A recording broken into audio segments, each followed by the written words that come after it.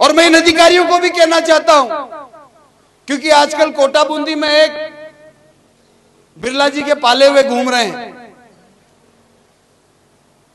जो पुलिस प्रशासन के तंत्र को अपने हाथ में रखते हैं और लोगों की खिंचाई करवाते हैं। मैं पुलिस प्रशासन को कहना चाहता हूं कि किसी गलतफहमी में मत रहना।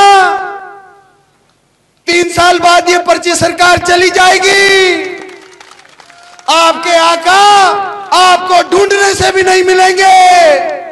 ये कांग्रेस कार्यकर्ताओं के सामने इस मन से विश्वास दिला रहा हूं कि जो भी